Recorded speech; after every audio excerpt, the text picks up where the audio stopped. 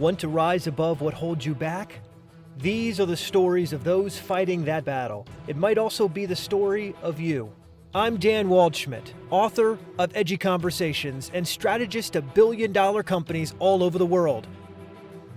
This is Mark Minard, author of The Story of You, the guy who knows a thing or two about never giving up. You're listening to Elevating Beyond. Let's get started. Hello, everyone, and welcome back to Elevating Beyond with the two-word mission statement, change lives.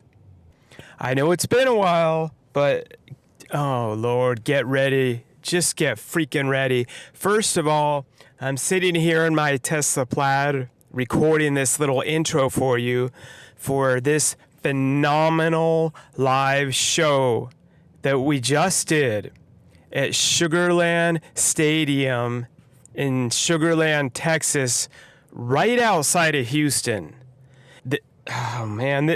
This is insanity in a beautiful way, ladies and gentlemen, because years and years and years ago, as all of you have been listening to this show, and I thank you from day one when I started it over 8 years ago, sitting in my car. So this is a perfect time to be back in the car and not in the studio. And when I did it the first time, I didn't even have a wireless mic or anything else like I have here now. And 4 million downloads later, and so many lives being changed, so many amazing stories shared from all of you, so many amazing guests. And I continued to have this crazy vision that I shared with all of you to be able to get to a point to not only be speaking up on a stage in front of thousands of people at an arena, but to also be combining that with doing a live podcast on stage. And I never knew the how. I just kept grinding and grinding and grinding, as you know. And just this last weekend, it became a freaking reality. And so what I'm about to share with you is we're just going to roll right into the full, unedited. That's right. I'm bringing you all on the stage at this event where we did a full episode. And oh my God, they're going to be making this into, rumor has it, Greg, you said I could say it, that they're already in the works. The cameramen were there, they were filming, that it's actually going to be all of this edited into a Netflix special. For this whole event, they did DogePalooza. And what I got to do was, well, you're all going to hear it, but I sat down with, first I open up, I share my story of overcoming some adversity, and you'll hear it, you'll love it. And then I sat down with Monique and her beautiful, amazing sister, Totally Randy. And I'm sorry if I'm getting this wrong, Totally Randy. We'll have it in the show notes. But she has done so much and actually works for Houstin Magazine, has interviewed like Kevin Hart and so many others, done work, actually talks about stuff with Jay-Z behind the scenes and so much more. But what's incredible is they share this crazy story behind the story. Her sister opened up for the first time. I was like tearing up on stage in front of all these people at a freaking stadium while we're doing this, because it got real. And oh man, this is like overcoming so much, because they talk about when they were just reaching the levels of their life, of their dreams. And in Houston, Texas, they were out one night and just a random guy asked them like for directions, and they were just being polite, and they're like, oh, okay, like here's where you go and go around here. And the guy in the car is like, hang on a second. And they see the car start to drive away, and boom, immediately flips, does a U-turn, and intentionally freaking runs them over, trying to murder them, and plows into them as they both fly into the air and smash into the concrete, into the pavement. Oh my God. And this was just 9 months ago. The one sister, Monique, she still had her arm brace on, up there on stage, sharing this powerful story. And oh my, just stay tuned. Stay freaking tuned. And then I sat down with the founder who's put this whole event together, Greg of DogePalooza, and who has already many more events planned across the world.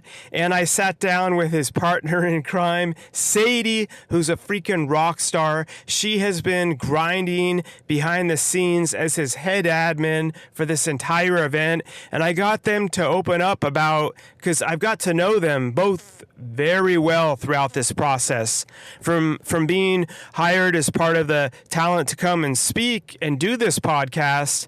I've learned so much, and I've just watched him grind and grind and grind behind the scenes and face setbacks and what people would call failures that were out of the control, but they just kept getting back up and persevering and making this event happen. So we sit down together and they share some of that story behind the story that we do at Elevating Beyond style, and you're going to love it. Greg, you'll hear, the founder, even lost his voice because you'll hear it. It's like raspy. He hadn't slept for days and days and days because my man has been on the freaking grind, and I respect that. And I give much love to everyone there that listens to this, who was at that event. I love all of you. I can't wait to be invited back to be doing this at future ones. And this is all becoming a reality. And all of you that are listening, Elevating Beyond family, it has been a while.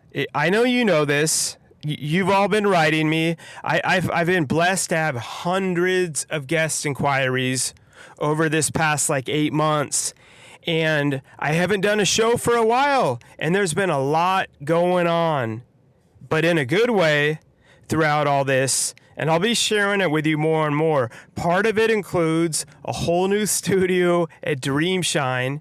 You know, my company that we're honored to serve individuals with developmental disabilities on our 2.5-acre campus.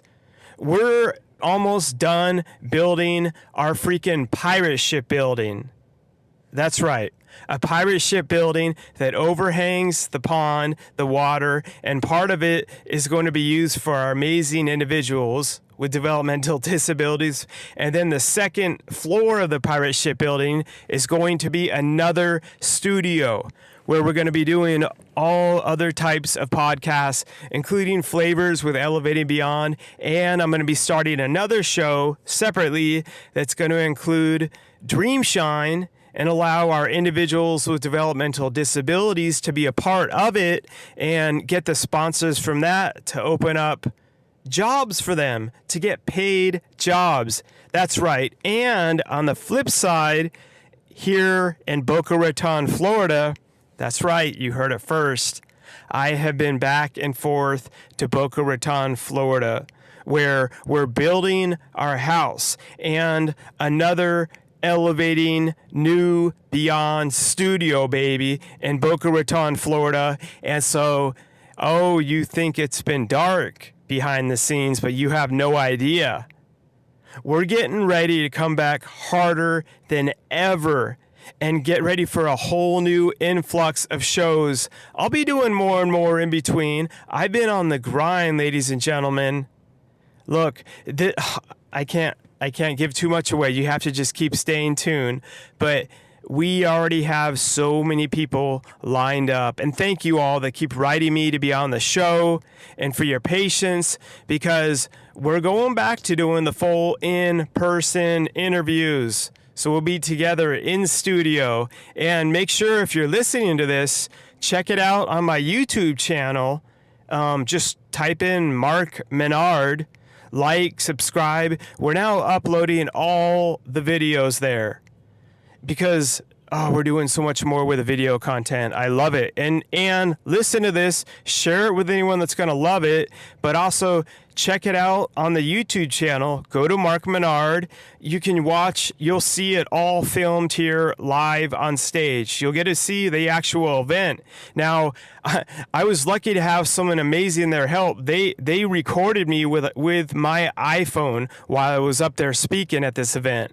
So it's recorded from a phone, but you'll get it. It's amazing. And the real recording was done by all the pros there who are freaking doing it up for the Netflix documentary. So get ready, and I'll let you stay tuned as that's all coming. But here we go. We are going to just roll into this, everyone. It's been way too long, but listen, I didn't go away. I just kept grinding and pushing and elevating behind the scenes in the dark, as you know, to come back into this spotlight at a whole other level. So stay tuned, folks, and get ready for some freaking fire. Here we go. Boom. Right? There we go.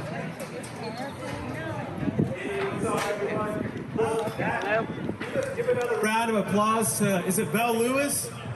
I butcher names all the time.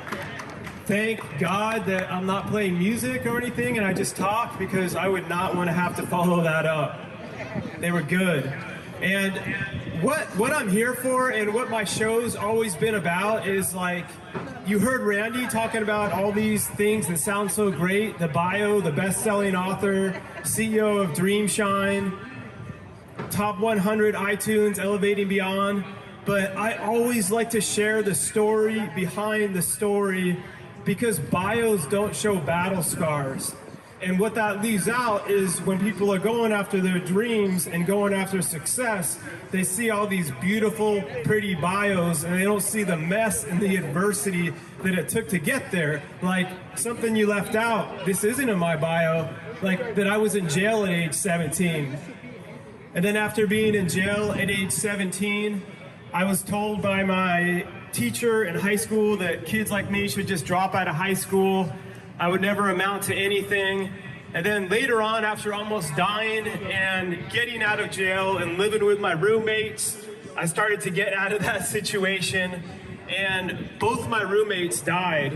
One of them actually ended up committing suicide and the other one overdosed.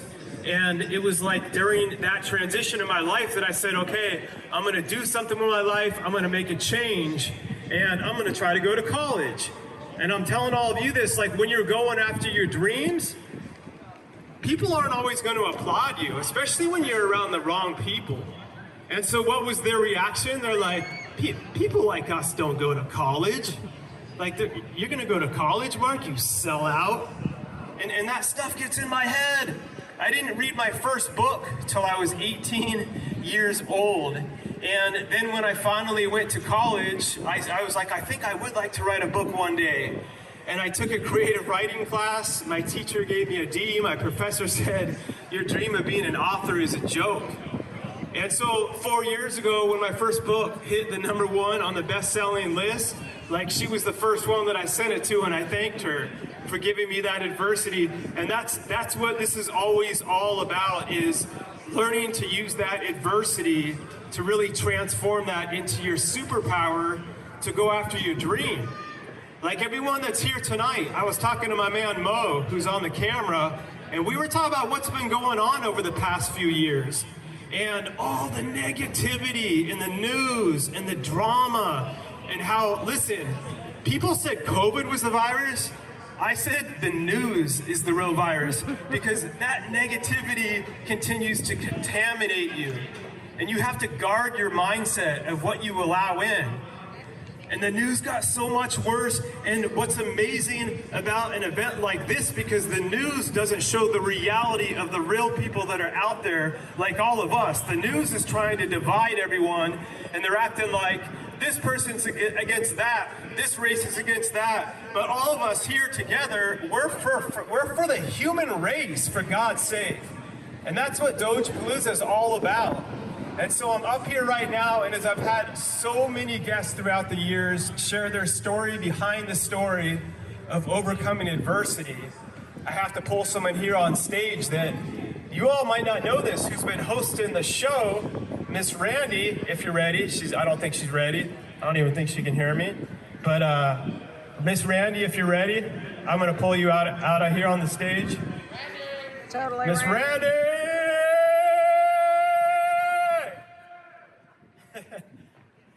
I need your voice to be able to do that better.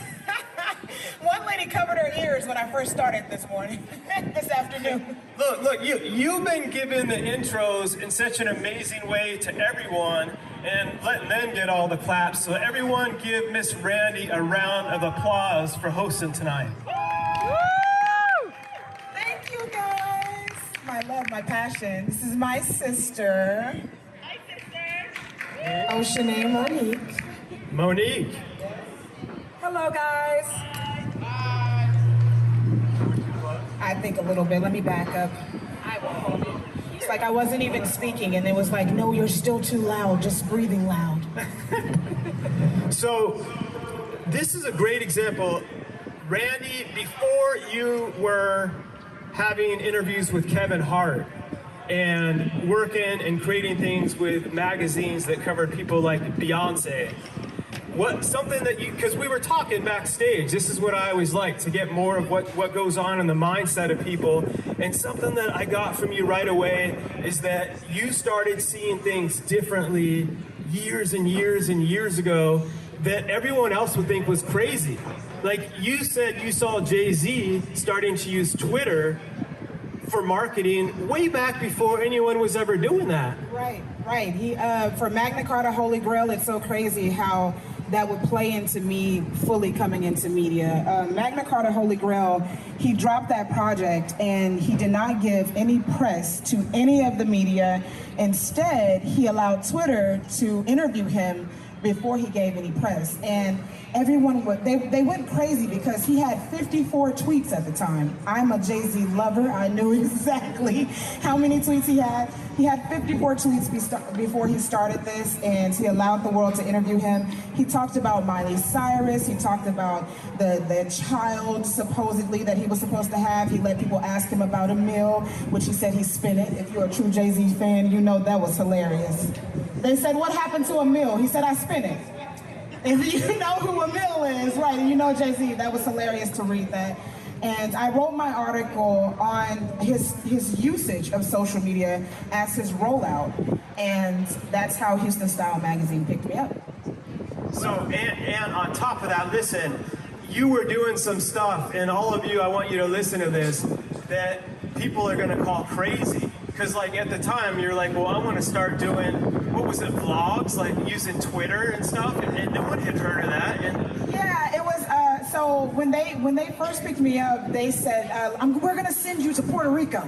I said, okay, well, what am I supposed to do? And they said, well, you're supposed to just do you. But I'm in Puerto Rico with World Traveler, Times Magazine, and all these like very big writers, and I don't write. I'm a personality, right? I'm a media personality. And so the whole entire tourism board said, wait a minute, you're trending on Twitter right now. And that was a big thing because they had to wait for everyone to go back home so that they can write their article, then put it out. But because at the time I was trending on Twitter, everyone was getting like live feeds. And we're talking about 7-8 years ago.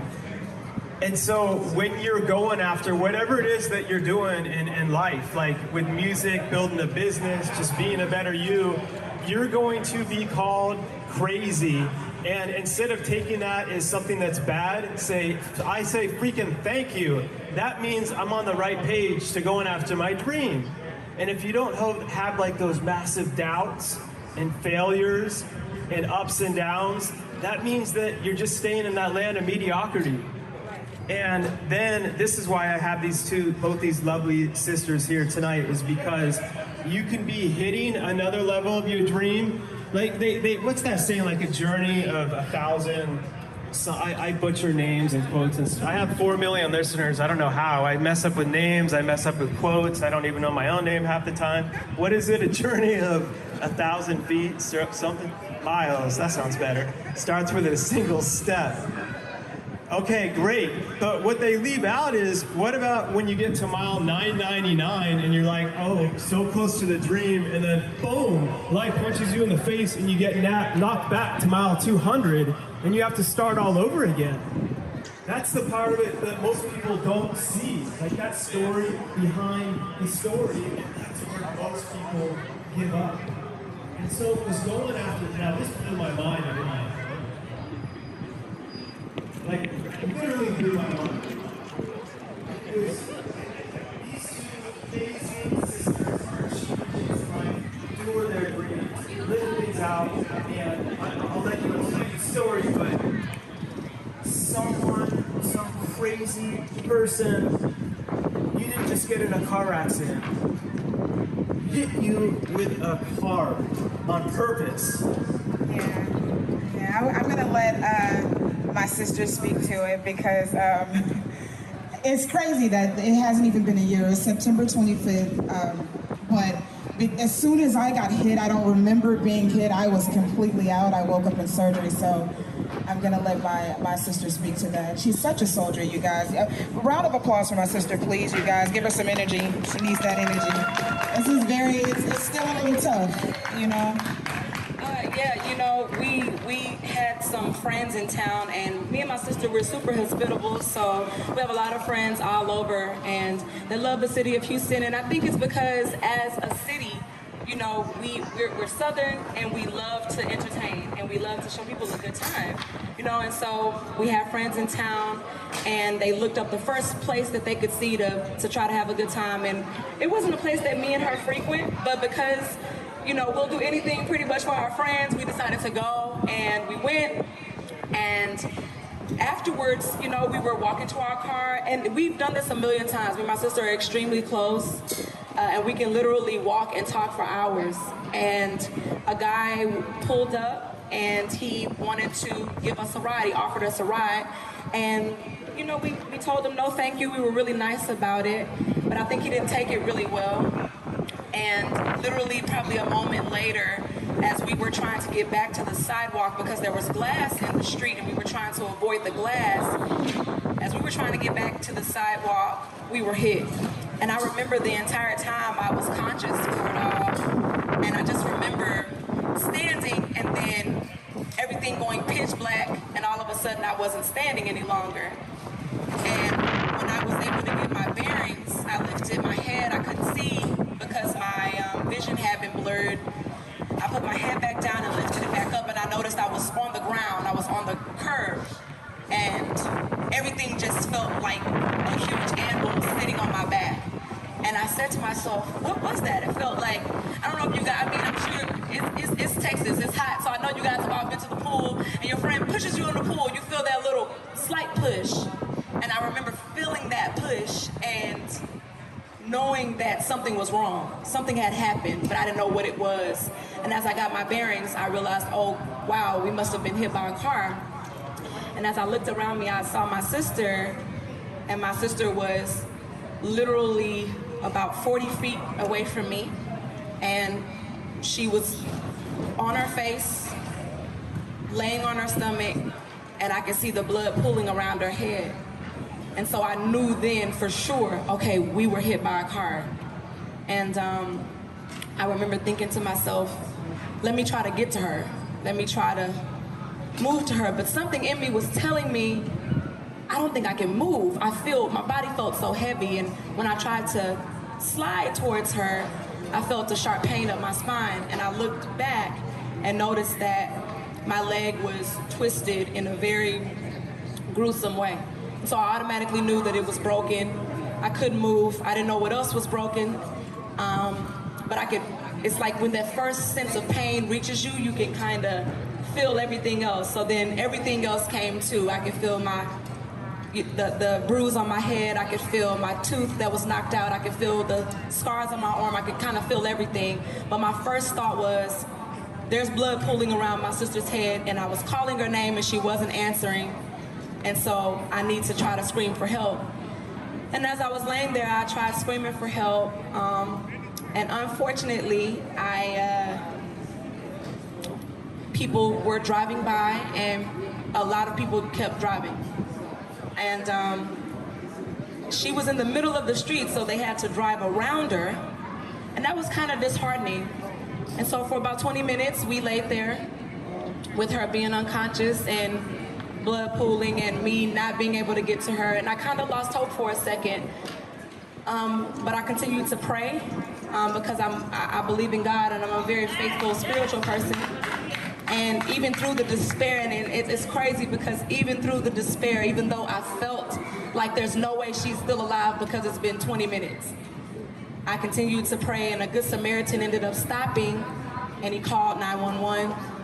And the first thing I said was, please get to my sister and try to stop the bleeding. And he said, this is his words, and I quote, when he got there, it looked like something out of a movie for him. It was traumatizing even for him, and he is a licensed therapist, and it was traumatizing for him that he ran from her back to me. And I said, please go back to her and try to stop the bleeding. And he did. He did. Him and another Good Samaritan named Maddie, OB and Maddie, we really owe them our lives. And they called 911, and an ambulance came right away. And I remember telling them right away, I said, I know that my leg is broken, so that's one thing I do know.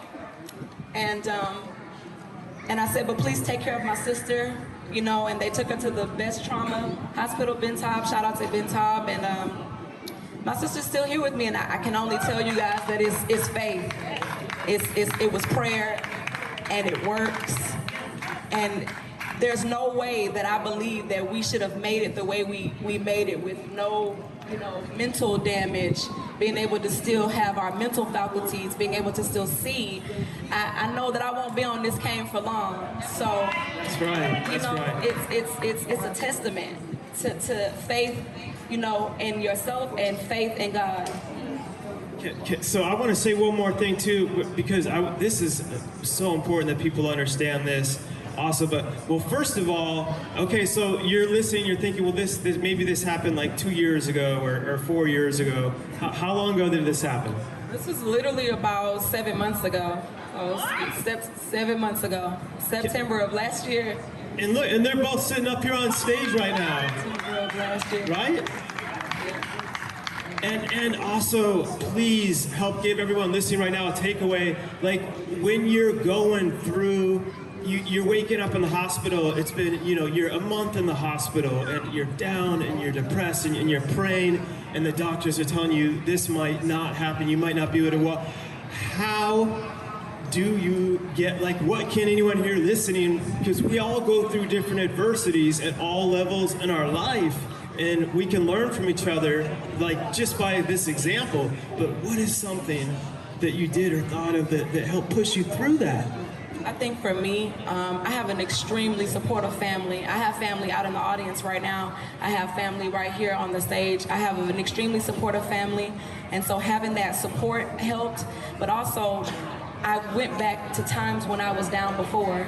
I went back to times when I felt at my lowest, times when I felt like I couldn't go on anymore, times when I felt like that I wouldn't survive what was happening to me. And knowing that God allowed me to survive those things, and knowing that He pulled me out of those things, and knowing that also my grit and my determination to do more with my life and more for myself helped me get out of those things. This was just another thing. And because I had overcome those obstacles before, then I knew that this was just another one. And though it's a different test, so that's the thing we think about. We tend to get sad, we tend to get down because we say, oh, well, this is something different that I haven't overcome. But we forget all that we've already overcome. And so knowing those things is what helped me to know, hey, I can get through this too. That, it's almost like we have this scripted, but we don't. I didn't meet either one of you till today, because it goes with what I was saying is, like, adversity becomes your superpower. So what you thought was, like, used against you, I was born in this bad environment. I didn't have the right parents growing up. I didn't have parents. I was abused. I was in jail, whatever your story may be, you can use that actually not as I'm a victim, but that makes you a victor through it, and you actually draw. And I'm like, that's what I did. I was like, okay, my teacher told me that in college that I'm not going to be an author, and I'm not good enough. Okay, being in jail is way worse. Like, if I got through that, I can get through this stupid lady talking her nonsense, you know? And something that I have to say too that's amazing. Listen, everyone, listen. We were just talking over there, and this is beautiful because I've been married for 16 years, and I don't have time to. That could be a whole other speech of surviving the ups and downs in marriage, but you build that foundation. But you just recently got engaged. Yeah, I did. Just yesterday. Last night, yeah. Just last night you proposed. And you were telling me something that was really powerful, how when you were in the hospital, you talked to who is now your fiance. Yes. You were saying, you know, I understand that this is going to be a long process, and I'm going through it, and if you want to leave, like, I understand it. And he was right there. I could see his genuine face, and he was like, no way. He's like, we're in this together, through thick and thin. And both of you said getting through that adversity built you both to be stronger. Yeah. Our relationship is so much stronger. We hadn't even made a year before the accident, and it totally derailed our future. It's funny, people don't realize like how certain things can kind of have a domino effect, and it kind of rippled through our future and derailed it. And he was still, you know, he just wouldn't give up. And even though I told him, hey, this is your out, I pretty much told him, hey, this is your out. I will totally understand if you can't handle this. And I said that to him when I was in the hospital. And he drove 16 hours to look me in my face in the hospital and tell me that he wasn't leaving.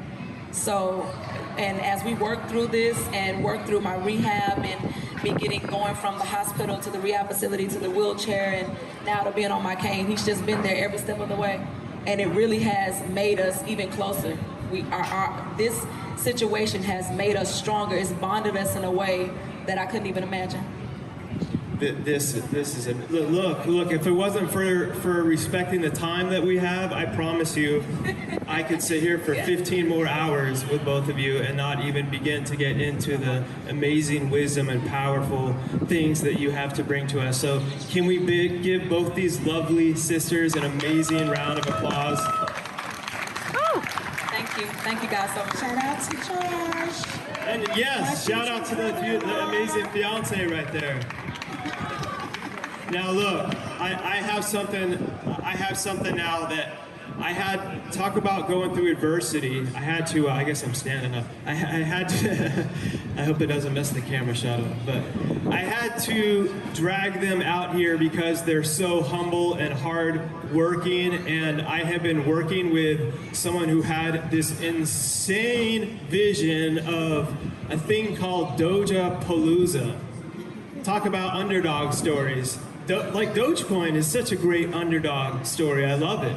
I love the underdog. We're the underdogs, and we show proof that you can win. And he had this crazy vision of, in the middle of the, like, right when the pandemic hit, and everything's like locked down and everyone's losing hope. This dude's like, I think I want to create a thing called DogePalooza. That's going to be like a festival, and we're going to have music, and this really, really good-looking guy that has a podcast. Oh no, he didn't say that. I just heard that in my head. But look, I have to bring Greg up here. So everyone, listen, Greg, the founder, and Sadie, who have put this whole thing together for all of us.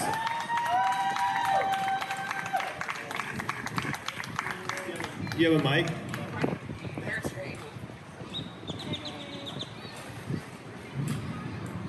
So listen, I don't know how we are on time, but I don't even know where to begin. And I love this, and I want everyone to understand this, because like from having all my different guests from all over the world, whether they're NFL players, Fortune 500 owners, all different races, cultures, ethnicities, there's one thing that I've seen that everyone has in common that is successful.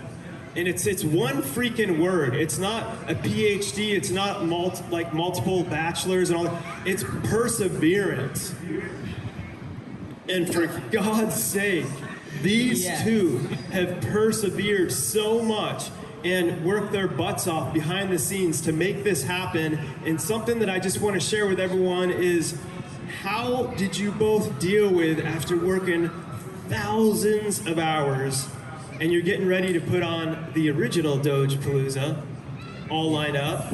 Yes. And then, like 4 days before, this new freaking variant of... It was 1 month. A month of Delta or something? Yeah. Yeah, Delta, COVID, and the president coming on and talking about super spreader events. Yeah. Oh, and by the way, listen everyone, Greg has lost his voice. Like, I want to get up because I'm like on fire right now. I've lost it for the fifth because time. I get excited when people grind. Like, he has lost his voice because he hasn't slept for like 4 days because he has been working, and Sadie, his butt off so much behind the scenes. But what did you both do when you planned this for so long and all of a sudden, like, boom, this bomb drops and we have to cancel the whole freaking thing? Well, not cancel, reschedule. Reschedule. And it was like, wow, we gotta undo everything we just did to only redo it again. That's kind of crazy. Yeah. What pushed you through not wanting to just like lay down on the ground and be like, I'm not rescheduling this. This is not like, if you believe in God, like, God, this must not be what you want me to do, and just throw in the towel and give up? The Doge Army. The Doge Army, the Doge family, everybody in the Doge community. Doge community. You can't give up. It's do only good every day. And that, just drives us. And giving back to the charities. Yeah. Giving back to charities. Definitely. So it was your why. Like, when you have something that's bigger than you, then you don't get to give up. No.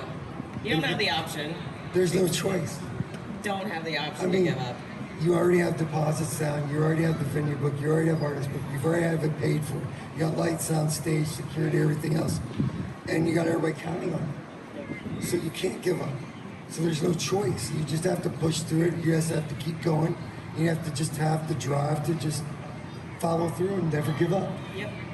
I'm telling you all, like, these gems that they're dropping right now, this is what I tell you from everyone that I have. It's the same thing. If you just don't give up and there's no other option, then you're gonna win. You're gonna succeed. You're gonna be sitting here right now on a stage with a freaking Netflix special, right? Exactly. And I mean, the thing is, you just have to keep trying. You can't give up. You can't let all the hard stuff stop you from what you're trying to do. Because the closer you get to success, the more obstacles you're going to have to overcome. It's the opposite of what you think is, oh, if this was meant to be, there wouldn't be roadblocks, and God, you put this dream in my heart. By the way, I dropped speech class 3 times in college because I was afraid of public speaking. And when God showed me this weird, like, gut vision of, you have a company, Mark, now I want you to be speaking and have a podcast to millions of people and stuff, I'm like, you got the wrong guy. Like, I dropped speech class 3 times. And the reason I share this stuff is to let everyone know that, like, when your purpose is bigger than your fear, and like your why is bigger than your roadblocks and the adversity, then you can overcome anything, and it's all a skill. Like, real talk, don't believe the hype that you see out there when you see someone you think they were just born with charisma, or born a leader, or born an amazing Oscar award-winning actor. They have had to grind and go through so much adversity behind the scenes to get there, just like all of us, in every way in what you're doing now. And people don't see that side, and that's what I love to share, because no one told me that when I was young. And that's why I was in jail, and I had the whole mindset, like, it must be nice just to be them, you know? And I would separate that. And it's not about the us and the them. This is about this amazing human race and all the beautiful people. So because of our time that we have, are we close to the time? Yeah. Okay, probably over. Okay. It's okay. Okay. I have a great underdog. So I'm sure a lot of you must know who Mark Cuban is. Speaking of Dogecoin, right? Yeah, right? All right. Well, he's right there. No, I'm just joking. That'd be awesome. Elon Musk? No. But No, but we got Gary and we got Julia and we got Pro the Doge here. that's right. The Whoa. Doge clearing. Even better. First Dogecoin billionaire. Yes. Doge Army in the house. Mark Cuban and Elon Musk, you're missing out. But the night's not over yet. I mean, Elon Musk might just like zap in a little electric UFO or something. We never know. Yep. But where was I going? See, my ADD still takes me all over the place. Okay, so I had a chance to be at an event with Mark Cuban like 4 years ago. And it was only like 80 of us. And we were talking with him. It was a bunch of business owners. And one of them raised their hand and they asked him, they're like, if you had one takeaway, like what's your like secret to success, to becoming a billionaire? And Mark Cuban's like, oh, it's easy. He's like, my favorite book is The Tortoise and the Hare. And I'm like, the kids book? I mean, like, there's a cool kids book here that has like the Stonks. right. But I'm like, I was waiting for him to have a punchline and make a joke about it, and he's like, yeah. He's like, as a matter of fact, I reread it every year, and he's like, that's the secret to success. Listen, he said, every time you read the book, the tortoise always wins the race. He's not the flashiest, he's not the fastest, like the rabbit. He doesn't have that overnight success, but he freaking perseveres and continues to go, and he never gives up. And that's the secret to success right there. And that's just what I want to share with everyone. Agreed. Never give, and I'll pretend like it's a live podcast. I'll do it live. And like, no matter what obstacles thrown in your way, you can't give up. We've had millions of obstacles for the past year, from COVID and rescheduling and, different people coming in and out, going to perform, not going to perform, people going to sponsor, not sponsor, sponsors being changed because of the venue changing sponsors and losing out on that, and then the city even holding free events, but we don't let any of it stop us. So never give up, never let it stop you, and do only good every day. Yes. And these storms we go through, I can't let you outdo me with the outro, man. I'm just joking.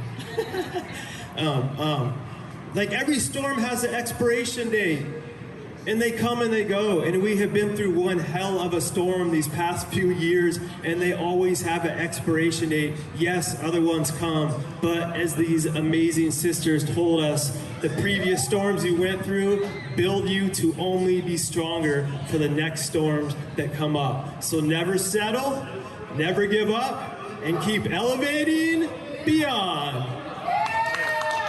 Joe's going to the moon.